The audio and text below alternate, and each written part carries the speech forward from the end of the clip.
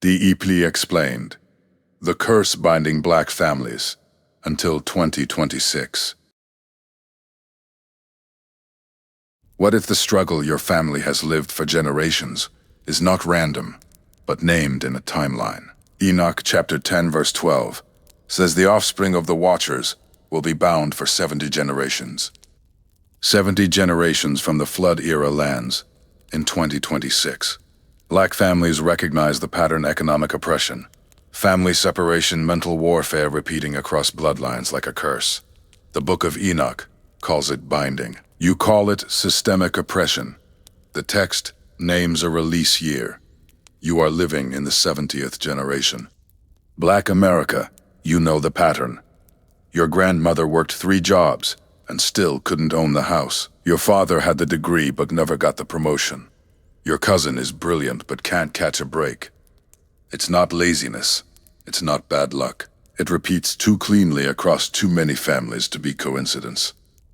You've watched it play out in your own bloodline, the same financial ceiling, the same mental health battles, the same family fractures, generation after generation. You've asked the question, why does it keep happening?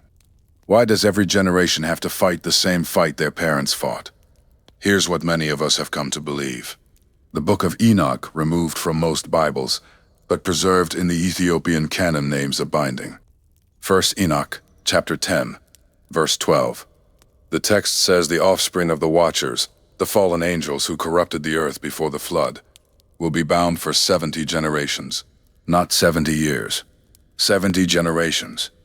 The Hebrew word there is dor, a generation, a cycle of fathers and sons. The binding is not symbolic. It's a timeline, it's a sentence with an end date. 70 generations from the flood era, calculated using the biblical genealogies in Genesis 5 and 11, lands in 2026. I have sat with this math for years. I have checked it against multiple chronologies. The convergence keep pointing to now. The text does not say around 70 or many generations. It says 70. Enoch was writing down what the angel told him, a specific number, a specific release point. Black families have been living under a generational binding that the Book of Enoch named thousands of years ago. The pattern you recognize: the oppression, the separation, the warfare against your mind and your family structure is not new. It was prophesied, and the prophecy names the year it ends. One another, and they have seen the destruction of their beloved ones. Bind them fast for 70 generations in the valleys of the earth, till the day of their judgment and of their consummation, till the judgment that is forever and ever is consummated. In those days they shall be led off to the abyss of fire, and to the torment and the prison, in which they shall be confined forever. 70 generations, not 70 years, not 70 days. 70 generations of binding. That's the sentence handed down in 1 Enoch 10:12. The Watcher's offspring, the Nephilim, the giants born from forbidden union, were to be destroyed in battle, slaughtering one another. But the Watchers themselves, bound, locked in the valleys of the earth, 70 generations deep, until the day of final judgment, until the fire consumes what should never have walked this earth. I've sat with this verse for years, because 70 generations is not symbolic poetry. It's a timeline. It's a curse with an expiration date. And if you calculate 70 generations from the time of the Watchers, using the biblical standard of 40 years per generation, you land somewhere in our era. Right now, the binding is ending. The judgment is beginning. And Black America, you need to understand what that means for the spiritual warfare you've been living through. I have to be honest with you. When the math finally clicked for me, I had to close my Bible and just sit in silence. I felt a mix of anger for what we have lost, but also an overwhelming sense of all that God didn't forget us. This isn't just a numbers to me, it's our survival. The verse says, "Bind them till the day of their judgment and of their consummation, till the judgment that is forever and ever is consummated. 2 judgments. 1 temporary, 70 generations in the valleys. 1 eternal, the abyss of fire. The first judgment is ending. The second is coming. And between those 2 moments there is a window where the spirits that were bound are being loosed, a window where the corruption they taught is resurfacing, a window where the children of men, that's us, are facing the same temptations, the same deceptions, the same forbidden knowledge that destroyed the antediluvian world. This is not ancient mythology. This is the blueprint for what you are seeing right now. The technology that erases identity, the systems that corrupt the family, the knowledge that promises power but delivers bondage. The Watchers taught it once. It was bound. Now it's back. And 1 Enoch 10 tells you exactly how long the binding was supposed to last. So who were the Watchers? Let me take you back to Genesis 6. Because this is where the whole story starts. Genesis 6:1-2 says, "And it came to pass, when men began to multiply on the face of the earth, and daughters were born unto them, that the sons of God saw the daughters of men that they were fair, and they took them wives, of all which they chose." Sons of God, daughters of men, a forbidden union. The Hebrew phrase, sons of God, Bene Elohim, appears in Job 1-6, Job 2-1, Job 38-7. Every time, it refers to angelic beings, not human kings, not the line of Seth, angels, watchers, beings assigned to watch over humanity who crossed a boundary they were never supposed to cross. They saw the daughters of men. They desired them. They took them as wives. And from that union came the Nephilim. Genesis 6-4. There were giants in the earth in those days, and also after that, when the sons of God came in unto the daughters of men, and they bare children to them, the same became mighty men which were of old, men of renown. Giants, mighty men, men of renown. The Nephilim were not just tall, they were hybrids, part human, part angelic, and their presence on the earth corrupted everything. Violence filled the earth, wickedness multiplied. And God looked down and said in Genesis 6-6-7, "It repenteth me that I have made man on the earth, and it grieved him at his heart. And the Lord said, I will destroy man whom I have created from the face of the earth." The flood was not just about human sin. It was about angelic rebellion. It was about a corruption so deep that the only solution was to wipe the slate clean and start over with Noah, a man who was perfect in his generations. That phrase matters. Perfect in his generations. His bloodline was uncorrupted. His DNA was still fully human, and that's why God chose him. But here's what most Sunday school lessons skip. The Watchers didn't just produce giants, they taught forbidden knowledge. 1 Enoch 8 lists what they revealed to humanity. Azazel taught men to make swords, knives, shields, breastplates, the art of war. Semjaza taught enchantments and root cutting. Armaros taught the resolving of enchantments. Barakijal taught astrology. Kolkabel taught the constellations. Ezekiel taught the knowledge of the clouds. Arakiel taught the signs of the earth. Shamsiel taught the signs of the sun. Sariel taught the course of the moon. They gave humanity knowledge that was never meant to be ours. Knowledge that corrupted worship. Knowledge that turned men away from God and toward the stars, the elements, the manipulation of creation itself. And the result? Genesis 6-5 says, "And God saw that the wickedness of man was great in the earth, and that every imagination of the thoughts of his heart was only evil continually." The Watchers didn't just defile the bloodline. They defiled the mind. They defiled the spirit. They taught humanity to worship creation instead of the Creator. And God's response was swift. Bind them, destroy their offspring, cleanse the earth with water, and lock the Watchers in the valleys of the earth for 70 generations. That's the foundation. That's the context for 1 Enoch 10:12. The binding was not arbitrary.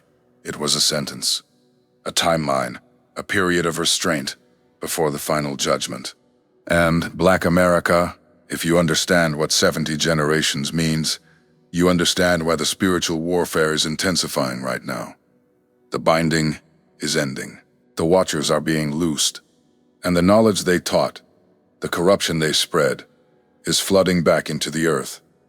Now let's talk about what happened to the offspring. Because the watchers didn't just corrupt humanity through forbidden knowledge, they corrupted the bloodline itself. Genesis 6-4 says, "There were giants in the earth in those days, and also after that, when the sons of God came in unto the daughters of men, and they bare children to them, the same became mighty men which were of old, men of renown, the Nephilim, the fallen ones, the offspring of the watchers and human women." And 1 Enoch makes it clear, these beings were not just physically different, they were spiritually corrupted. They carried the rebellion of their fathers in their very DNA. They were violent. They were destructive. They consumed everything in their path. 1 Enoch 7-3-5 describes them devouring the labor of men, then turning on humanity itself, drinking blood, eating flesh. This wasn't just myth. This was a corruption so deep that it threatened to destroy the image of God in humanity entirely. And God's response? Destroy them. Wipe them out. Cleanse the earth. But here's what many miss. The corruption didn't end with the flood.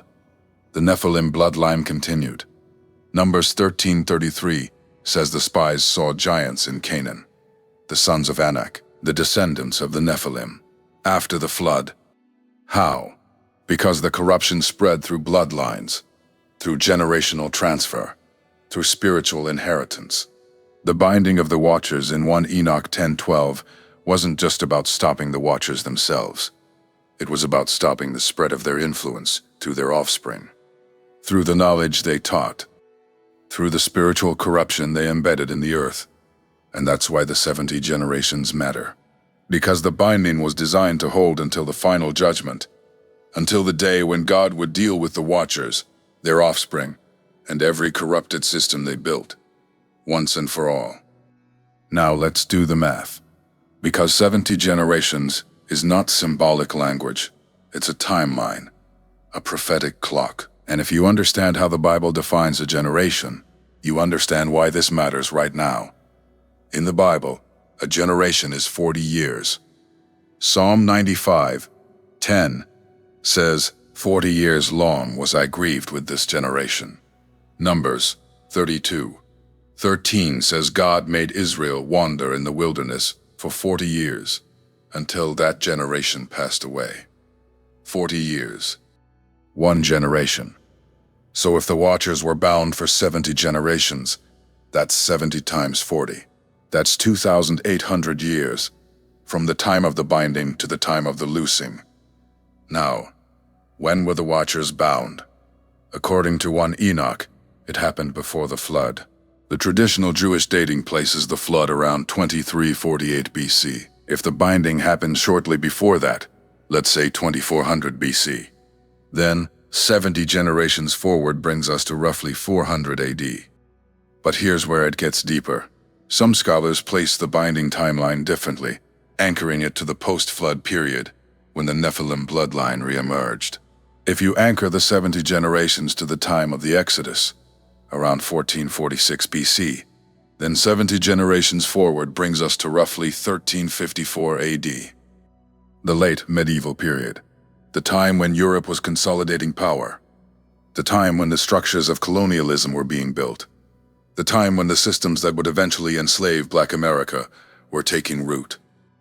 And if you anchor it to the Babylonian exile, 586 BC, then 70 generations forward brings us to roughly 2214 AD. Still ahead, still coming. Black America, do you see what I'm showing you? The 70 generations is not a metaphor. It's a countdown, a prophetic timeline that marks the period of restraint before the final judgment. And depending on how you anchor the starting point, we are either in the loosing right now, or we are approaching it. Either way, the spiritual warfare is intensifying. The knowledge the Watchers taught is flooding back. The corruption they spread is manifesting in systems, in technology, in the manipulation of creation itself.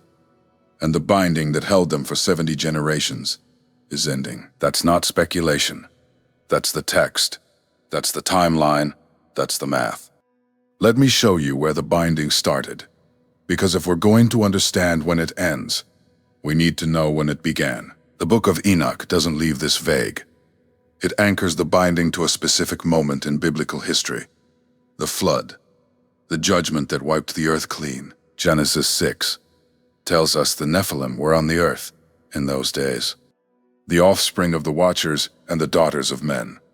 Giants, corrupted bloodlines, a creation so twisted that God said, "I will destroy man, whom I have created from the face of the earth."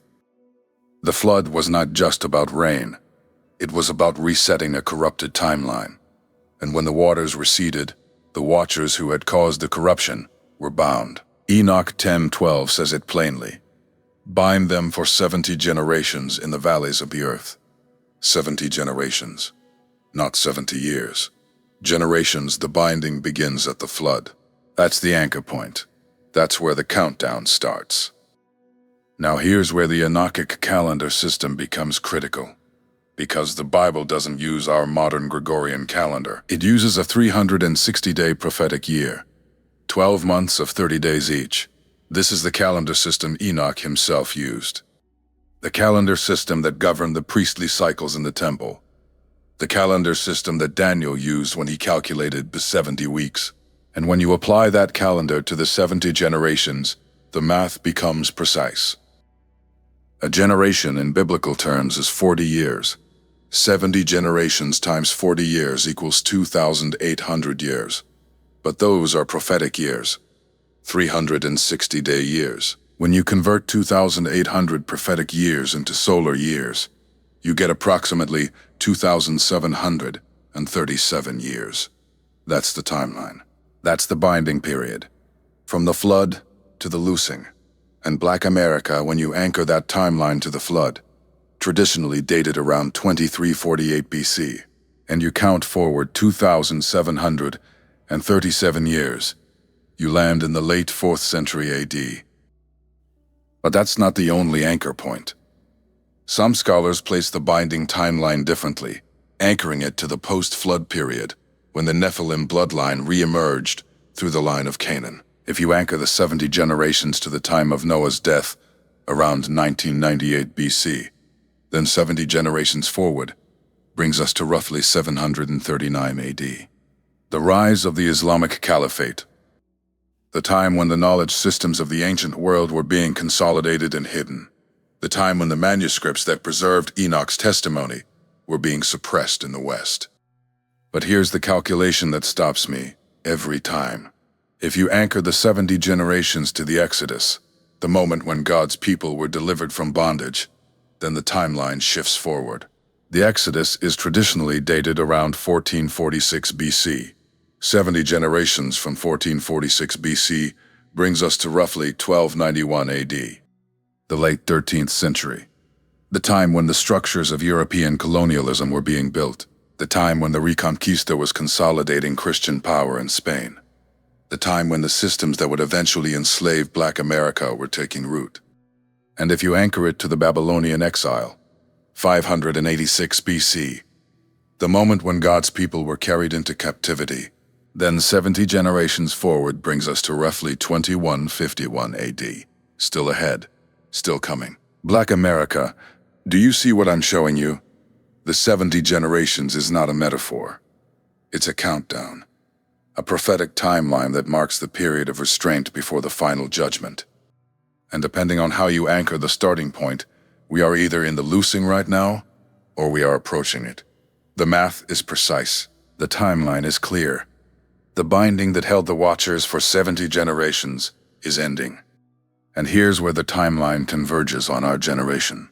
If you anchor the 70 generations to the flood, the moment when the judgment of the watchers was first executed, then the math brings us to the 2020s, the decade we are living in right now. The window when the restraint lifts, when the binding ends, when the loosing begins. I've sat with this calculation for years. I've checked it against different chronologies. I've read the Ethiopian Orthodox scholars who preserved this timeline when the West buried it. And every path I take brings me to the same window, the 2020s, the decade when the 70th generation closes. The decade when Enoch 10:13-14 says, the release happens. After 70 generations, bind them for 70 generations, until the day of judgment.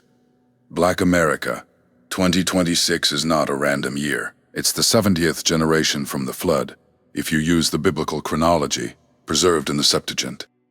It's the year when the restraint that held the watchers for 70 generations reaches its prophetic terminus. It's the year when the loosing Enoch, warned about, becomes active. I'm not setting dates for the second coming. I'm not claiming 2026 is the end of the world. I'm saying this. The timeline Enoch gave us points to a release window, a moment when the spiritual restraint that held back the full manifestation of the Watcher's corruption lifts, a moment when the judgment they've been bound for finally arrives. And that window is now. The math is not vague. The prophecy is not symbolic. The 70 generations is a countdown, and we are at the end of it. Now let me show you why the Ethiopian Orthodox Church matters to this timeline. Because they are the ones who preserved it. The Ethiopian Bible includes one Enoch as canonical scripture, not apocrypha, not deuterocanonical, canonical. It sits in their Old Testament, alongside Genesis and Exodus and Isaiah. The Ethiopian Orthodox Church never removed it. They never questioned it. They never debated whether it belonged. They read it in their liturgy. They teach it in their schools. They preach it from their pulpits. And they have done so for over 1,500 years. The Western Church removed one Enoch from the canon in the 4th century. The Council of Laodicea in 364 AD declared it non-canonical. The Latin Vulgate did not include it. The King James Bible did not include it. For over 1,600 years, the Western Church has treated one Enoch as a curiosity, a Jewish text, an interesting historical document, but not scripture, not the Word of God, not authoritative. But the Ethiopian Church never agreed. They kept it, they preserved it, they copied it by hand through centuries of persecution and isolation. And when European scholars finally rediscovered one Enoch in the 18th century, they found it in Ethiopia, preserved by the African Church, taught by black believers, held as sacred by a people who never let the West tell them what was scripture and what was not. Black America, do you understand what that means? The timeline that points to 2026 was preserved by the African Church. The prophecy that names the 70 generations was kept alive by black hands. The warning that the Watchers would be loosed after 70 generations was never lost. It was just hidden from the West. And now, in the decade when the timeline converges, the Ethiopian canon is being rediscovered. The African Church is being heard. The prophecy is being read again, not by accident, by design. Let me be precise about this calendar math so you can verify it yourself. The Enochic calendar uses 364 day years, not 360, as the Babylonian system does, and not 365.25 as the Gregorian. Enoch, chapter 74, gives the exact breakdown. 12 months, 4 intercalary days at the season changes, 70 generations at 40 biblical years, each equals 2,800 years. Convert 2,800 Enochic years to solar time, and you get approximately 2,763 solar years. Anchor that to the traditional Shem-era flood dating of 2348 BC, and the terminus falls between 2015 and 2026, depending on how you calibrate the start year. That's not vague. That's a window we are living inside right now. And the Ethiopian Orthodox scholars who preserved this text for over 15 centuries have been teaching this timeline without interruption. They never lost the math. The West lost it when the Council of Laodicea cut Enoch from the canon in 364 AD.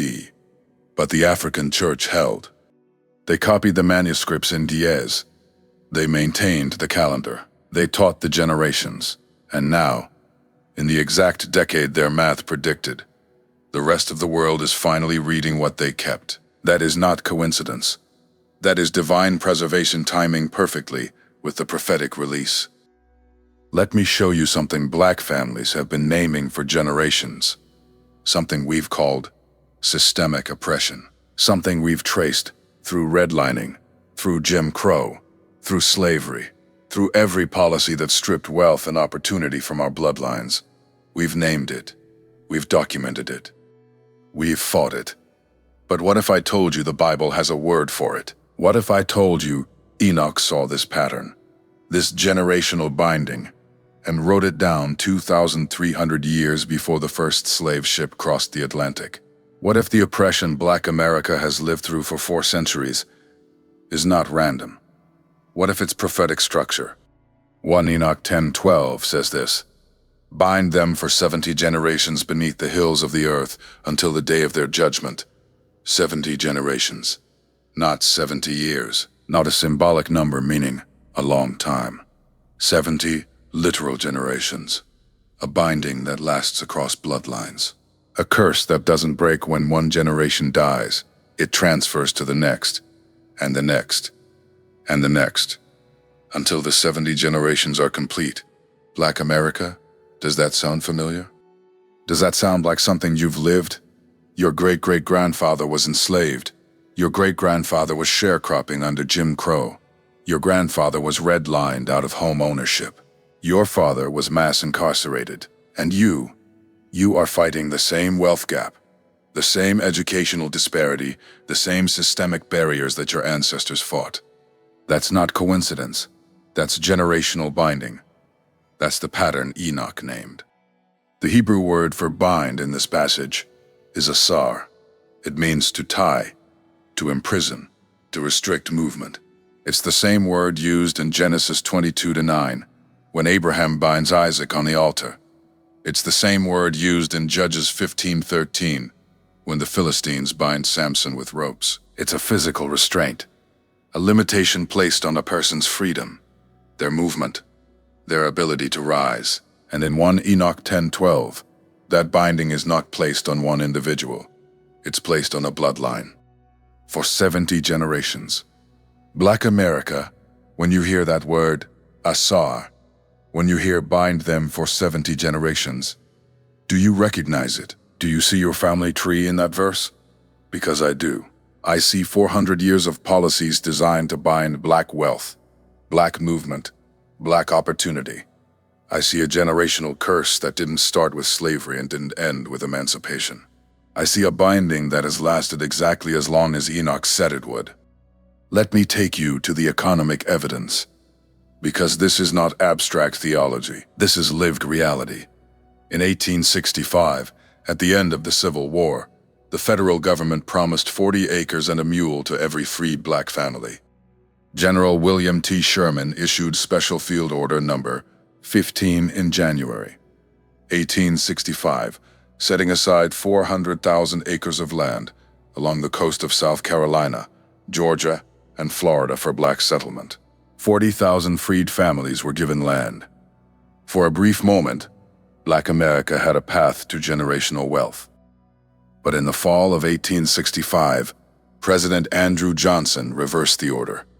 He returned the land to the former Confederate owners. The 40 acres were taken back. The mule was never delivered. And Black families who had begun to build, who had planted crops, who had started to accumulate wealth, were stripped again. That's not bad luck.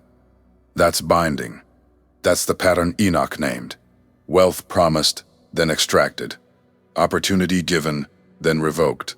A door opened, then slammed shut. For 70 generations. And it didn't stop in 1865. In the 1930s, the federal government created the Home Owners Loan Corporation and began redlining Black neighborhoods. They drew maps of American cities and color-coded them. Green for safe investment, red for hazardous, and every Black neighborhood, no matter how stable, no matter how prosperous, was marked red. Banks refused to lend in red zones. The Federal Housing Administration refused to insure mortgages in red zones. Black families were locked out of homeownership, and homeownership is how American families build wealth. It's how you pass something down to your children. It's how you break the cycle of poverty. But Black America was systematically excluded. For 40 years, from the 1930s to the 1970s, that's 2 generations of wealth extraction, 2 generations of binding, and the effects are still here. Today, the median white family has 10 times the wealth of the median black family. 10 times. That gap didn't happen by accident. It happened by policy. It happened by design. It happened because someone, or something, bound black wealth for 70 generations. Let me show you the numbers. In 2019, the Brookings Institution published a study on the racial wealth gap. They found that if you take 2 families, one white, one black, with the same income, the same education level, the same job, the same number of children, the white family will still have significantly more wealth. Why? Because wealth is inherited. It's passed down. It's accumulated over generations. And black families have been systematically prevented from accumulating wealth for 400 years. The study found that even when black families do everything right, graduate from college, get good jobs, save money, they still can't close the gap. Because the gap is not about individual choices. It's about generational binding. It's about a curse that was placed on a bloodline and has not yet been lifted. Black America, when you look at that wealth gap, when you see 10 to 1, do you see randomness? Or do you see the 70 generations Enoch warned about? I think about the elders in my own life. I look at the courthouse, hands and tired eyes. People who prayed without ceasings and worked until their bodies broke down, yet still had to stretch about burying their loved one. It breaks my heart, but it also lights a fire in me. They paid the price in the binding era so we could stand in the released. And that wealth gap is just the surface. Let me take you deeper. Because the binding Enoch described doesn't just touch money. It touches family. It touches structure. It touches the very foundation of how a people survive across time. And when you look at what happened to black families in America, from slavery to right now, you see the same pattern. You see separation. You see disruption. You see a system designed to make sure black families cannot stay whole. Under slavery, families were torn apart at auction blocks. Mothers sold away from children. Husbands separated from wives. The family unit, the core structure that passes down identity, culture, wealth, protection, was deliberately shattered. That wasn't random cruelty. That was strategic binding. Because if you can break the family, you can break the people. You can make sure they never accumulate power across generations. You can make sure the curse stays active. And here's what many of us have come to see. That same pattern never stopped. It just changed clothes. After slavery came Jim Crow. After Jim Crow came mass incarceration. And mass incarceration has done to black families what slavery did. It has removed fathers, brothers, sons from the home. The numbers are staggering. Black men are incarcerated at 5 times the rate of white men. 5 times. In some cities, 1 in 3 black men will spend time in prison during their lifetime. 1 in 3. And when a father is locked up, the family loses income. The children lose guidance. The generational transfer of knowledge, how to build, how to protect, how to lead, gets interrupted. Again, same pattern, different era, same binding. But it goes even deeper than that. Because the binding Enoch described doesn't just affect the physical. It affects the mind. It affects the spirit. And when you look at mental health statistics in Black America, you see something that looks a lot like what Enoch called spiritual oppression. Depression rates among Black Americans are rising. Anxiety is rising. Suicide rates among Black youth have doubled in the last 20 years. Doubled. And many of us in the Black Church have long understood that this is not just a mental health crisis. It's a spiritual battle. It's what Enoch described when he said the watchers would bind the spirits of their offspring. The binding doesn't just lock down your finances. It locks down your mind. It makes you feel like you can't breathe, like you can't rise, like no matter how hard you work, you're still stuck. And that feeling, that weight, is not just in your head. It's a manifestation of a curse that was placed on a bloodline 70 generations ago. The enemy knows that if he can bind your mind, he can keep you from seeing who you really are. He can keep you from accessing the promises that are written in your name. There are days when that heaviness feels suffocating. I have had moments where I look at the news, look at our communities, and just weep from the sheer exhaustion of it all. It's okay to admit that we are tired. We are a traumatized people. But hear me clearly, our trauma is not our destiny. But here's what the enemy didn't count on. Here's what the system didn't plan for. Black America is still here, after 400 years of binding, after slavery, after Jim Crow, after redlining, after mass incarceration, after every attempt to break the family and crush the spirit. Black America is still standing, still creating, still leading, still rising, and that survival is not luck. That survival is divine protection. That survival is proof that the binding has limits. Because Enoch 10 doesn't just describe the binding, it describes the release. Verse 13 says the watchers will be bound for 70 generations. Verse 14 says after that, they will be destroyed. And the people they oppressed, they will be set free. They will be restored. They will inherit what was stolen. Black America, I believe we are living in the season of release. I believe the 70 generations are up. I believe the binding is breaking. And the proof is not just in prophecy. The proof is in you. The proof is in the fact that you are still here, still fighting, still believing. The system tried to erase you. The curse tried to crush you. But you are sealed. You are protected. And the release Enoch promised is coming. Now let me show you what release actually looks like. Because Enoch 10 doesn't leave you guessing. It doesn't give you vague hope or spiritual platitudes. It gives you a blueprint. It gives you the mechanics of how the bound gets set free. And when you read verses 13 and 14, you realize something. This isn't just about individual deliverance. This is about the earth itself being cleansed. Listen to what Enoch 10:13-14 says. Bind them for 70 generations under the hills of the earth, until the day of their judgment and consummation, until the eternal judgment is concluded. Then they shall be taken away to the fiery abyss, and to the torture, and to the prison, where they shall be confined forever. And then the earth shall be cleansed from all defilement, and from all sin, and from all punishment, and from all torment. Read that again.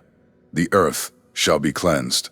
Not just souls, not just spirits, the earth, the systems, the structures, the economies, the governments. Everything that was corrupted by the watchers gets reset. Everything that was twisted by the curse gets straightened. And here's what that means for Black America. It means the release isn't just spiritual, it's material, it's economic, it's generational. Because when the earth is cleansed, the wealth that was stolen gets returned. The land that was taken gets restored. The inheritance that was blocked gets released. Let me break down what cleansed from all defilement actually means in the Hebrew mindset. Defilement isn't just moral corruption. It's systemic pollution. It's when the order God established gets inverted. When the wicked prosper and the righteous suffer. When stolen wealth builds empires and honest labor stays poor. When the oppressor writes the history and the oppressed get erased. That's defilement. That's what Enoch is naming. And the cleansing he describes is not a gentle reformation. It's a complete overhaul. The bound watchers get thrown into the abyss. The systems they built collapse, And the people they oppressed, they inherit. They don't just survive, they thrive. They don't just get free, they get restored. And I want you to see how this connects to a promise you've heard your whole life, but maybe never saw in this light. Proverbs 13:22. A good man leaves an inheritance to his children's children, but the wealth of the sinner is stored up, for the righteous, stored up, not lost, not destroyed, stored, waiting, accumulating, for you. Think about what that means. Every dollar stolen during slavery, every acre of land taken during Reconstruction, every business burned during the Tulsa Massacre, every home redlined out of black ownership, every patent stolen, every song copyrighted under someone else's name, every invention credited to the wrong person, all of it stored, not gone, stored. And Enoch 10 is telling you the release includes the return. The cleansing of the earth means the wealth shift happens. The restoration isn't just spiritual comfort. It's economic justice. It's generational restitution. And I know some of you are thinking, that sounds too good to be true. That sounds like wishful thinking.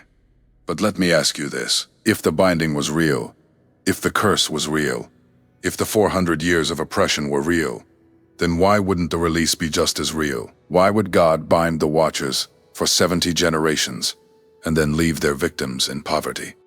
Why would he cleanse the earth and leave the stolen wealth in the hands of the thieves? That doesn't match the character of the God I read about. The God who told Israel, "You will plunder the Egyptians." The God who told Joshua, "Every place your foot treads, I have given you." The God who promised through Isaiah, "Instead of your shame, you will receive a double portion." That God doesn't do halfway deliverance. That God doesn't free you spiritually and leave you broke materially. Look at the pattern in Exodus. God didn't just bring Israel out of Egypt. He stripped Egypt first. Exodus 12:35-36 says, "The Israelites did as Moses instructed and asked the Egyptians for articles of silver and gold and for clothing." The Lord had made the Egyptians favorably disposed toward the people, and they gave them what they asked for. So they plundered the Egyptians. They walked out with the wealth. 400 years of labor, paid in silver, gold, and fabric, in one night. That's the release pattern. That's the cleansing Enoch 10:14 describes. The bound walk out. The oppressors lose what they accumulated on stolen labor. And the transfer happens at the prophetic terminus, at the end of the binding period, which is exactly where we are now. The 400 years of American bondage that Genesis 15:13 prophesied are over. The plundering has begun, not with swords, with positioning, with covenant identity awakening, with the 70 generations completing their count. So when Enoch says the earth will be cleansed, I believe he's talking about a wealth transfer. I believe he's talking about the wealth of the wicked being released to the righteous. And I believe Black America is positioned to receive it, not because of luck, not because of politics, but because of covenant, because of the 70 generations, because of the binding that's breaking. And here's what the release looks like in practical terms. It looks like businesses that were blocked, suddenly opening. It looks like generational curses breaking and families rising. It looks like ideas that were stolen being returned with interest. It looks like land that was taken being bought back. It looks like wealth that was hidden being uncovered.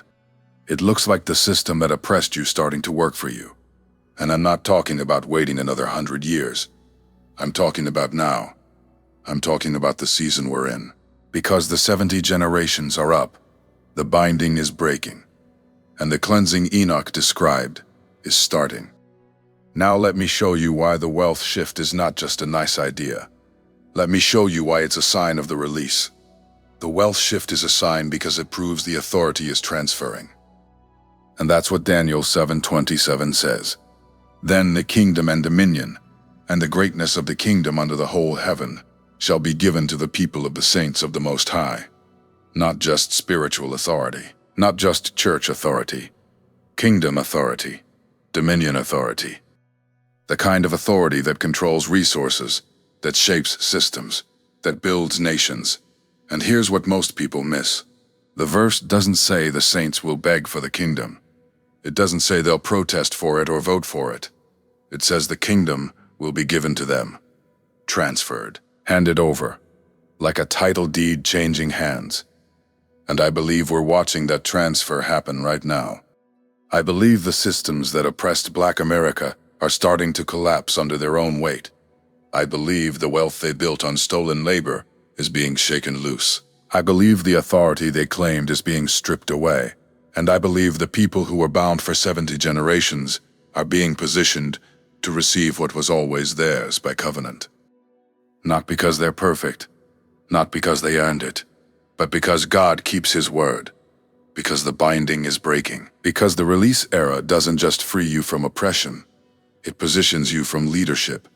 It moves you from the bottom to the top, from bound to builders, from victims to victors. And that's not hype. That's Daniel 7:27. That's the authority transfer Enoch saw coming. That's what happens when the 70 generations are up and the cleansing begins. Now let me talk about the children. Because the release isn't just about this generation. It's about the next one. And Enoch 10 makes it clear. The children will walk free. The curse that bound the fathers will not touch the sons and daughters.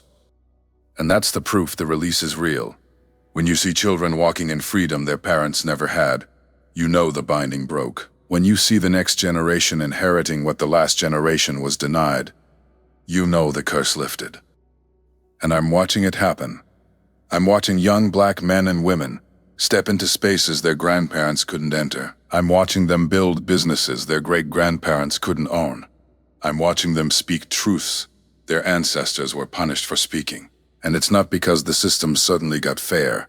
It's because the binding broke at the 70th generation. It's because the curse Enoch named is lifting. And the children are the proof. They're walking into the inheritance. They're claiming the land. They're building the kingdom. And they're doing it without the weight their parents carried, without the shame their grandparents bore, without the fear their great-grandparents lived under. Because the generational curse is breaking. And when a curse breaks, the children walk free. That's not theory. Whenever I look at the young people today, their boldness, their refusal to settle for crumbs, their unapologetic brilliance, I get chills. Sometimes I catch myself just smiling, watch them navigate the world without the fear we are taught to carry. They are the living, breathing evidence that the change are gone. That's Enoch 10. That's the release playing out in real time. And if you're a parent watching your child step into something you never had, that's not luck. That's covenant. That's the 70 generations coming to an end. That's the binding breaking so the next generation can build. So what's Black America's role in all this? What does it mean to be positioned in the release era? Let me tell you what I believe. I believe Black America is not just receiving the release. I believe Black America is carrying it.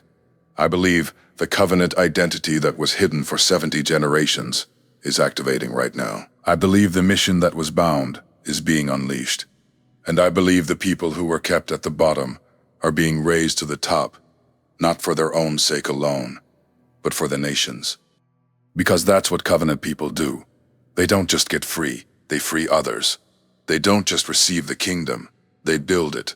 They don't just walk out of bondage, they lead the way out. And that's Black America's role in the release era.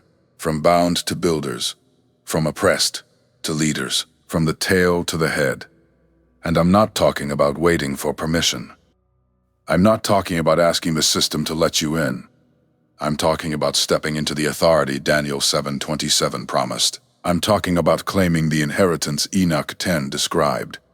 I'm talking about walking in the freedom the 70 generations purchased. Because the binding is breaking, the curse is lifting, and the release era is here. And if you're Black America, you're not just watching it happen. You're carrying it. You're building it. You're leading it. I want to be clear about what this authority looks like practically. Daniel 7:27 says the kingdom is given to the people of the saints, not loaned, not borrowed, given. That means the structures of authority that have kept Black America at the margins are shifting now. I'm watching Black-owned businesses in sectors that were locked to our parents. I'm watching intellectual property claims being won that would have been dismissed a generation ago. I'm watching land acquisition happening in communities our grandparents were redlined out of. The release is not all at once. It's generational, just as the binding was generational. Each year of the release era, more of what was locked opens. More of what was stolen is returned.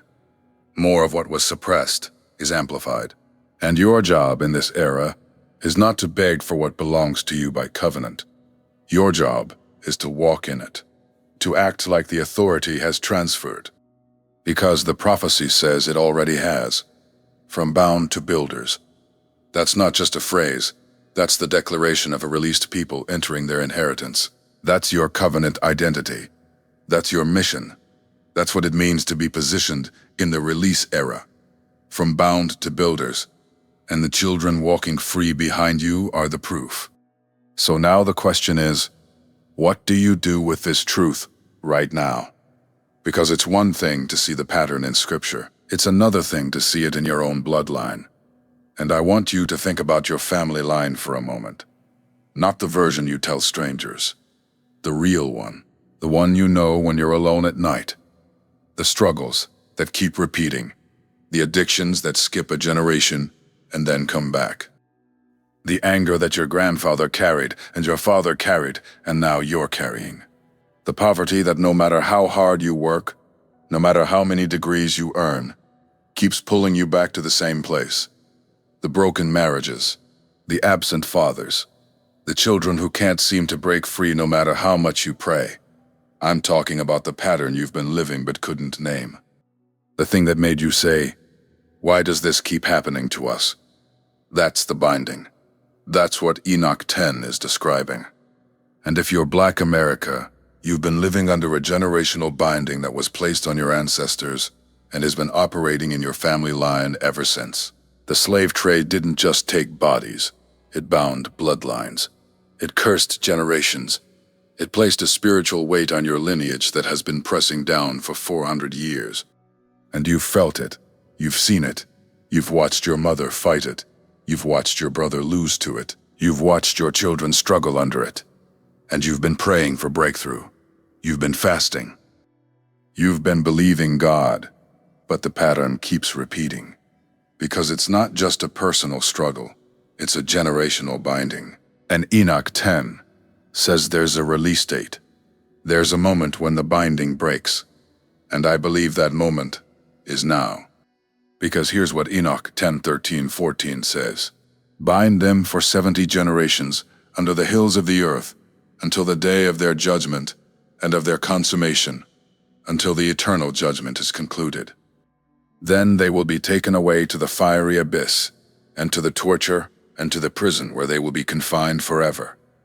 70 generations of binding, and then release. And if the binding started in 1619, 70 generations brings us to 2026, which means the release window is open right now. And I'm not saying this lightly. I'm not playing with prophetic timing. I'm saying the Scripture gives us a number. History gives us a starting point. And the math brings us to this moment. Which means if you're Black America, you're not just living in a hard season. You're living in the release era. The binding that held your ancestors is breaking. The curse that pressed on your parents is lifting. And the freedom that was promised 70 generations ago is activating right now. But here's the thing. You have to speak it. You have to declare it. You have to stand in your bloodline and say, the binding is broken. The curse is lifted. The release is here. Because the spiritual realm responds to declaration. It responds to authority. It responds to covenant people who know their identity and speak freedom over their lineage. So I want you to do something right now. I want you to think about the struggle in your family line, the thing that keeps repeating, the addiction, the poverty, the anger, the broken relationships, the thing you've been praying about for years, and I want you to speak Enoch 10:14 over it. The binding is broken. The 70 generations are complete. The release is here. Say it out loud. Say it over your children. Say it over your bloodline. Say it over the pattern that has been operating in your family for generations. Because the prophetic timing is now. The release window is open. And the authority to break the binding has been given to you, not to your pastor, not to some prophet on a stage, to you.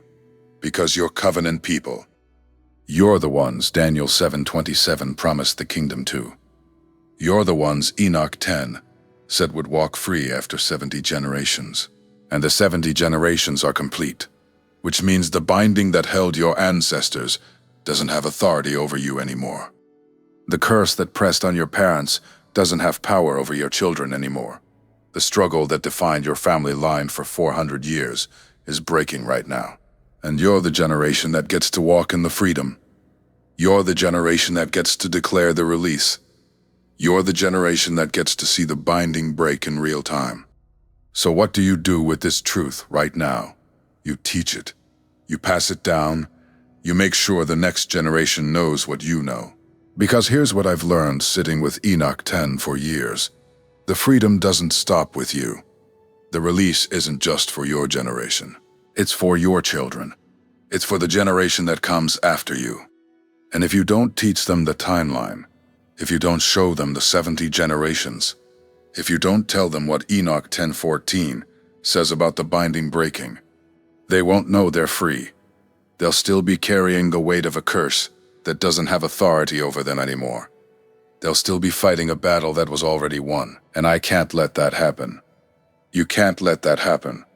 So you sit your children down, you open the book of Enoch, you show them the 70 generations, you walk them through the timeline from 1619 to 2019. You tell them what happened in their bloodline. You tell them what their ancestors endured. And then you tell them the binding is broken. You tell them the curse is over. You tell them they are the free generation, not the generation that's still fighting for freedom. The generation that walks in it. The generation that inherits it. The generation that lives like the release has already come. Because it has. The 70 generations are complete. The binding Enoch 10, named, is broken, and your children get to walk in the authority of that release. They get to live without the weight their grandparents carried. They get to build without the limitations their parents faced. They get to inherit the promise Daniel 7:27 declared, the kingdom given to the people of the Most High. And you're the one who teaches them that. You're the one who passes down the truth. You're the one who makes sure they know they're covenant people walking in a release era. And here's the second thing you do. You walk in restoration authority. You stop living like the curse is still operating. You stop carrying the mindset of a bound people. You stop acting like the 70 generations aren't complete. Because they are. The binding is broken. The release is here. And you have authority in this era that your ancestors didn't have, not because you're better, not because you prayed harder, but because the prophetic timing has shifted. The 70 generations Enoch 10 named are over. The 400 years Genesis 15:13 prophesied are complete, and the release window is open, which means you don't beg for freedom anymore. You walk in it. You don't pray for the curse to break. You declare it's already broken. You don't wait for restoration. You live like it's already here. Because it is. The authority Daniel 7:27 promised, the kingdom given to the people of the Most High. That's your inheritance right now. Not in some distant future. Not after you die and go to heaven. Right now. In this generation. In this release era. And you walk in that authority by living like a free people. By building like a free people. By raising your children like a free people, by declaring over your bloodline that the binding is broken and the curse is over. That's restoration authority. That's what it means to walk in the release. And Black America, that's what you're called to do right now. Not to keep fighting the same battles your ancestors fought, but to walk in the freedom they prayed for. To live in the release they didn't get to see. to inherit the promise Enoch 10 declared over the 70 generations, because the 70 generations are complete. And you're the generation that gets to walk free.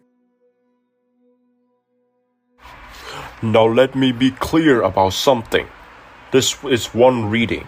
This is how I have come to understand the timeline after years of sitting with Enoch, Genesis, Daniel, and the lived story of Black America. But I'm not standing here saying this is the only way to read it. I'm not saying every scholar agree with me. I'm not saying the Church Universal has signed off these interpretations. What I am saying is this. The text is here. The numbers are there. The timeline fits. And if you're Black in America, you know the 400 years are there too. So, I'm inviting you to study this for yourself. Go back to Genesis 15:13. Read Enoch 10:12. Look at Daniel's 70 generations. Pull out a calculator and do the math. Check the dates. Read what the Hebrew says. Read what the Ethiopian canon preserved. And then ask yourself, does this timeline fit what my ancestors lived? Does this release window match what I'm seeing right now? Because I believe it does. But you don't have to take my word for it. You can study the primary sources yourself. And here's what I know for sure. The Christian tradition holds many views on prophecy, many views on covenant identity, many views on how to read the Old Testament through the lens of the New. And that's okay. That's part of the beauty of Scripture. It's deep enough that we can all come to it and find something true. So I'm not here to fight with other believers. I'm here to share what I've found. And if it resonates with you, if it lines up with what you've been feeling, if it explains what you've been living, then take it and run with it. And if it doesn't, that's okay too. Study for yourself. Pray for yourself. Let the Spirit lead you into all truth. But if this does resonate with you, I need you to do something for me. I need you to comment one word. Released. That's it. Just type released in the comments right now. Because that word is a declaration. It's a statement of faith. It's you saying out loud that you believe the 70 generations are complete and the binding is broken. And when you type that word, you're not just commenting on a video. You're stepping into covenant authority. You're declaring over your own bloodline that the curse Enoch 10 named is over. So type released. And then, I need you to share this video with your family. Not your whole timeline. Not everybody you know. Your family. The people who carry the same bloodline you carry. The people who lived the same 400 years your ancestors lived. The people who need to know that the release window is open right now. Because this isn't information you keep to yourself. This is a word that needs to move through the bloodline. This is a declaration that needs to be spoken over every generation still living. So share it with your mother. Share it with your father. Share it with your children. Share it with your cousins who are still trying to figure out why life feels so heavy.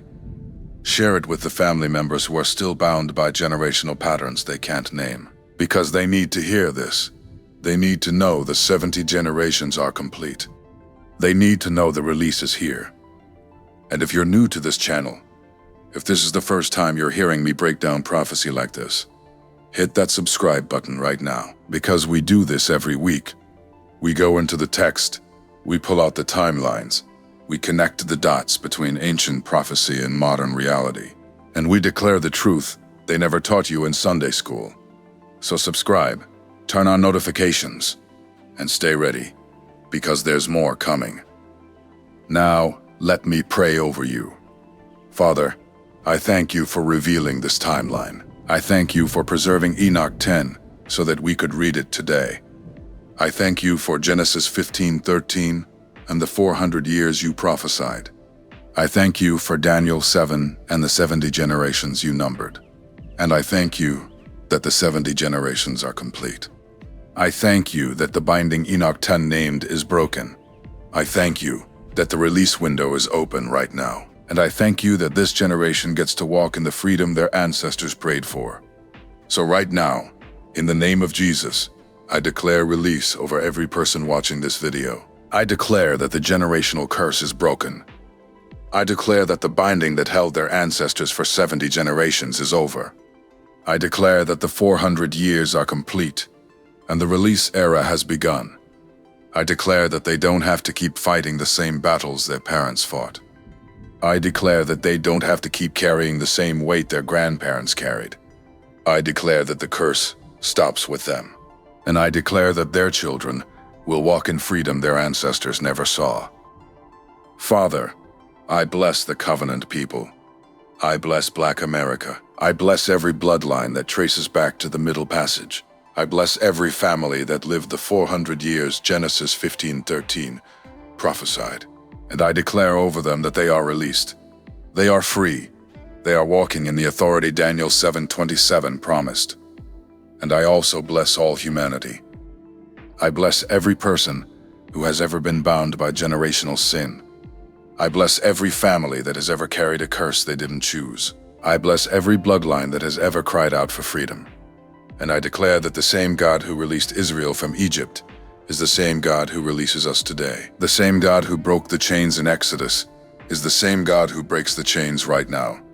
So I declare freedom over every bloodline. I declare release over every generation. And I declare that the curse is broken in Jesus' name. Walk free. Walk named. Walk like the 70 generations are complete. Because they are, and the release is yours. Amen. The views and interpretations expressed in this video are for educational, historical, and entertainment purposes only. The content presented on Dark Logic represents the creator's personal commentary on alternative biblical chronologies and theological texts. It does not constitute definitive theological doctrine, financial, legal, or professional advice. Viewers are encouraged to conduct their own research and exercise personal judgment.